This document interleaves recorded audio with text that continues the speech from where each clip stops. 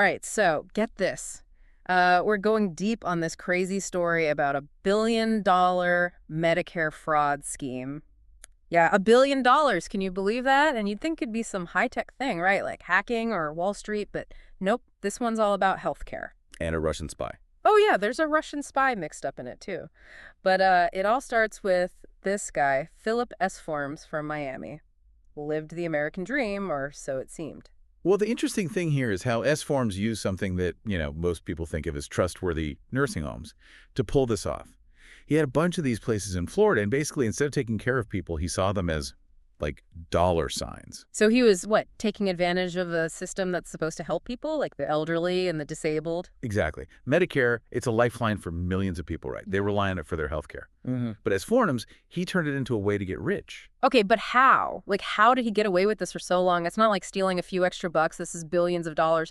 Someone had to have noticed. He had a whole network, over 50 people involved. Doctors, nurses, even some business owners. They were all in on it. Billing for treatments that never happened, giving people unnecessary care, even recruiting patients off the streets just to increase their numbers. Wait, recruiting patients off the streets? So, like, taking advantage of people who are already in a tough spot? Yeah, and it gets worse. The sources we looked at, they describe some really terrible conditions in these facilities. Yeah. Neglect, patients left in dirty bedding, not getting the care they needed. They were even discharged early to make room for new patients, more people they could bill for. It's crazy to think he saw these people, these vulnerable people, as just a way to make money. I mean, while all this was happening, Esformes was living the high life, wasn't he? Didn't I read something about a watch? Yeah, a watch. $360,000. Luxury cars, too, the whole 9 yards. And it makes you wonder, was this part of it? Like, did he feel like he had to keep up appearances? That's a good question. It's not like he was broke to begin with, so what was he trying to do? Well, here's where it gets even weirder. This is where the Russian spy comes in. A Russian spy? Seriously? Seriously. And it seems like they were helping Esformes launder all that money, moving it through these complicated offshore accounts. Wow, a Miami nursing home guy and a Russian spy. It's wild. But okay, let's back up a bit. How did all of this finally come to light? It took a while, but justice finally caught up with Esformes in 2020. He was convicted and got 20 years in prison. The Justice Department really pulled out all the stops on this one. Wiretaps, undercover operations, the whole works. Sounds intense. But were there whistleblowers? Oh, yeah, absolutely. Whistleblowers were key. They came forward, even though it was risky, and really helped break the case open. In the end, they found over $1.3 billion in fraudulent claims, the biggest healthcare fraud case in U.S. history. It's crazy. So they finally got him. But what about the victims? I mean, this wasn't just about money. These were real people. You're right. This case, it wasn't just some financial crime. It was a betrayal of trust. And a lot of people suffered because of it. Yeah, this was a direct attack on people who were already vulnerable and relied on this system for their health care. Exactly. And it makes you think about, what went wrong? How did this even happen? Yeah, how did such a huge scam go unnoticed for so long? What failed? Well, those are some big questions. And that's something we need to figure out to make sure something like this never happens again. Definitely. So much to unpack here. So welcome back to our deep dive into this Medicare fraud case. We've been talking about the scheme itself, but we need to talk about the people, the ones who were actually hurt by all of this. Yeah, it's easy to get caught up in the numbers, the billions of dollars, but we can't forget about those patients, right? The ones in those nursing homes, the elderly, the disabled people who relied on that system. Right, and it's tough to read about what happened in those places. The sources describe some pretty awful conditions. Patients left in, like, dirty beds, not getting their medications, given treatments they didn't need, all because S-Forms wanted to bill for more. Were there any specific examples from the court case that really stood out? Yeah, one that I remember was a patient who had this really bad bed sore, and it went untreated for weeks. Ended up getting infected, really dangerous situation. And it wasn't just a one-time thing. There were other cases, too. Patients being discharged before they were really ready, just to open up beds for new people, new billing opportunities. It's hard to believe someone would treat people that way, putting profits ahead of, basic human dignity. I mean, these weren't just numbers. These were people with families, lives. Exactly. And a lot of these patients were already struggling, right? Chronic illnesses, maybe some cognitive issues, financial problems. They were easy targets for S-Forms and his network. And all the while, Esformes is living this lavish lifestyle. That watch, the cars, it's almost like a slap in the face to the people he was supposed to be caring for. It is. It's a stark contrast. Yeah. And you start to wonder, what was going on in his head? Was it just greed or was it something more?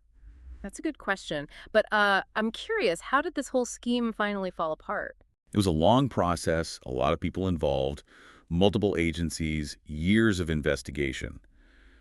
But I guess you could say it was a combination of things. Financial analysis, good old-fashioned detective work, and some very brave people who came forward. The whistleblowers. Yeah, the whistleblowers. Yep. Some of them worked for S-Forms and they saw what was happening and knew it was wrong. Others were healthcare professionals, doctors, nurses, who noticed things weren't right with the billing or the care patients were getting. So they were really important in exposing this whole thing. Oh yeah, absolutely. They took a huge risk coming forward. S-Forms was a powerful guy, a lot of connections. It must have been scary going up against someone like that. Definitely. Yeah. But they did it anyway. And because of them, they were able to gather enough evidence to finally bring him down. I mean, they had to use all sorts of tactics, like looking at financial records, tracing money through all these shell companies, offshore accounts, even had to put S-Forms under surveillance. It sounds like something out of a movie. It kind of was. They even used wiretaps to listen in on his conversations. It was a huge effort, a lot of people working behind the scenes to piece this whole thing together. Uh-huh.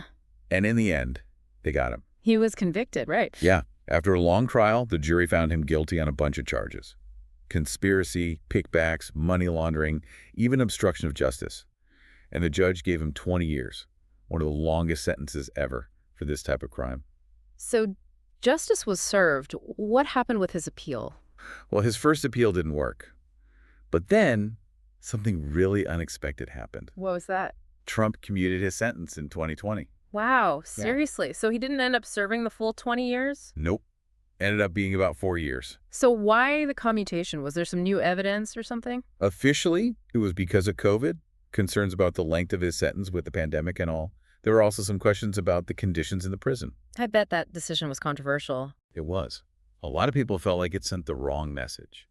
That even if you're caught for massive fraud, you might not face serious consequences. Yeah, that's a tough one. So Esformes may be out of prison, but this whole case, it's still a big deal, right? It exposed some real problems. Absolutely. It shows just how vulnerable our healthcare system is. So what can we do? What can we learn from this whole mess? Well, that's the million-dollar question. We need to figure out how to prevent something like this from happening again. We can't just wait for the next scandal to break. We have to be proactive. So we've really gone deep on this Medicare fraud case. It's been pretty intense, but now I think it's time to shift gears a bit.